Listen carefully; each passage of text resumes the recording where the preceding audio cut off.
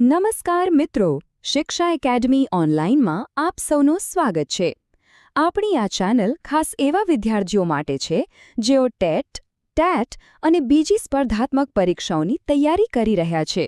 જો તમે હજી સુધી આપણી ચેનલને સબસ્ક્રાઇબ ન કરી હોય તો જરૂરથી કરી લેજો અને આ વિડીયોને લાઇક અને શેર કરવાનું ભૂલતા નહીં. તો ચાલો આજે આપણે શિક્ષણ જગતના એક ખૂબ જ મહત્વના ખ્યાલ CCE ને ઊંડાણપૂર્વક સમજીએ.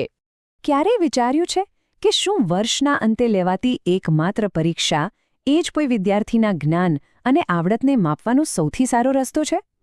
આ સવાલ છે ને આપણી આખી પરીક્ષા સિસ્ટમ પર જ એક મોટો પ્રશ્નાર્થ મૂકે છે.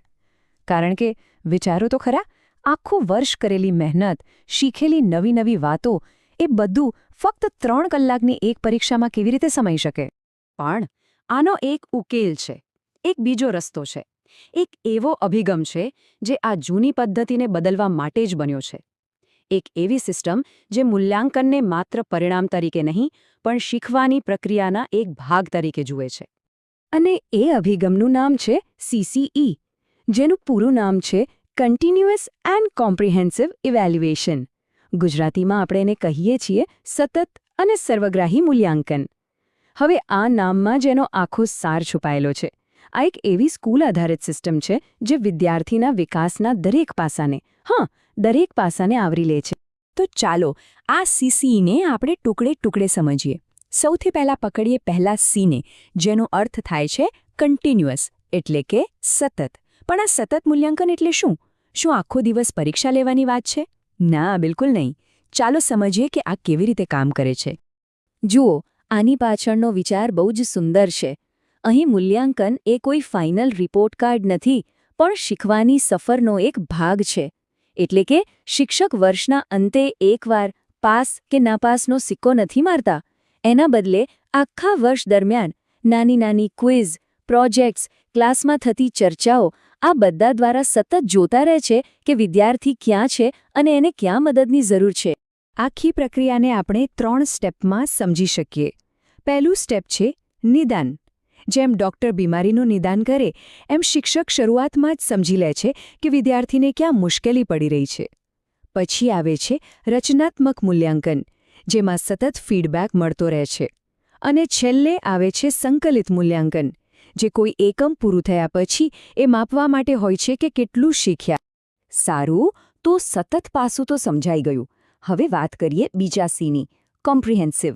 ગુજરાતીમાં કહીએ તો સર્વગ્રાહી. આનો સંબંધ એ વાત સાથે છે કે આપણે શું માપી રહ્યા છીએ. શું ફક્ત પુસ્તકનું જ્ઞાન? ના, એનાથી ઘણું બધું વધારે. આનો મતલબ એ છે કે આપણે માત્ર પાઠ્યપુસ્તકોની 4 દિવાલોમાંથી બહાર નીકળીને વિદ્યાર્થીના સંપૂર્ણ વિકાસને જોવાનો છે. કારણ કે એક સારો વિદ્યાર્થી ફક્ત સારા માર્ક્સ નથી લાવતો, એક સારો માણસ પણ બને છે. અને CCE એ જ સર્વાંગી વિકાસને માપવાનો પ્રયત્ન કરે છે. તો CCEમાં મૂલ્યાંકનના 2 મુખ્ય ક્ષેત્રો છે. પહેલું છે શૈક્ષણિક, એટલે કે આપણા પરંપરાગત વિષયો જેમ કે ગણિત, વિજ્ઞાન, ભાષાઓ. પણ બીજું ક્ષેત્ર જે એટલું જ મહત્વનું છે તે છે સહશૈક્ષણિક. આમાં આવે છે જીવન જીવવા માટે જરૂરી કૌશલ્યો, વિદ્યાર્થીનું વલણ, એના મૂલ્યો, કળા અને રમતગમત. હવે આ સહશૈક્ષણિક કૌશલ્યો એટલે શું? એમાં આવે છે ટીમવર્ક, એટલે કે બીજાઓ સાથે મળીને કામ કરવાની આવડત. ક્રિટિકલ થિંકિંગ, એટલે કે ઊંડાણપૂર્વક વિચારવાની શક્તિ. ક્રિએટિવિટી, પ્રોબ્લેમ સોલ્વિંગ અને સામાજિક અને ભાવનાત્મક સમજ પણ. જરાક વિચારો, આજની દુનિયામાં સફળ થવા માટે શું આ બધી વસ્તુઓ જરૂરી નથી? તો આપણે એ સમજ્યા કે CCEમાં સતત અને સર્વગ્રાહીનો અર્થ શું થાય છે. પણ હવે સૌથી મોટો સવાલ, આ બધું કરવાની જરૂર શું છે? CCE આટલું બધું મહત્વનું શા માટે છે? આનું મુખ્ય ધ્યેય એક જ છે અને એ બહુ જ શક્તિશાળી છે. એ છે મૂલ્યાંકનને શીખવાની પ્રક્રિયાનું માપદંડ નહીં પણ શીખવાની પ્રક્રિયાનું સાધન બનાવવું. સમજાયું? આ માત્ર એ નથી જોતું કે કેટલું શીખ્યા, પણ એ શીખવામાં મદદ કરે છે. આનાથી વિદ્યાર્થીઓને શું ફાયદો થાય? સૌથી મોટો ફાયદો તો એ છે કે પરીક્ષાનો જે ભયંકર તણાવ અને ડર હોય છે એ ઘટી જાય છે. બીજું, માત્ર પુસ્તકીય જ્ઞાન નહીં પણ બીજા ઘણા કૌશલ્યોનો પણ વિકાસ થાય છે. વળી નિયમિત ફીડબેક મળવાથી સુધારો કરવાની તક મળે છે અને ફોકસ ગોખણપટ્ટી પરથી હટીને ખરેખર વિષયને સમજવા પર જાય છે. તો આ આખી ચર્ચાના અંતે ચાલો એક અંતિમ વિચાર પર આવીએ. આ બધું શિક્ષણના ભવિષ્ય માટે શું સૂચવે છે? આને જો એક વાક્યમાં કહેવું હોય તો CCE એ પ્રદર્શનને જજ કરવાને બદલે વિદ્યાર્થીની અંદર રહેલી ક્ષમતાને પોષવાનો એક પ્રયાસ છે. આ માત્ર એક સિસ્ટમ નથી, આ શિક્ષણ પ્રત્યેનો દૃષ્ટિકોણ બદલવાની વાત છે.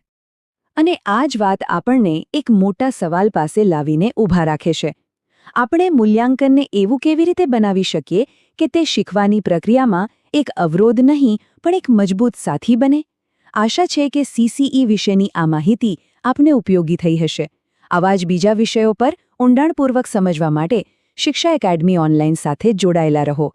ફરી મળીશું. આભાર.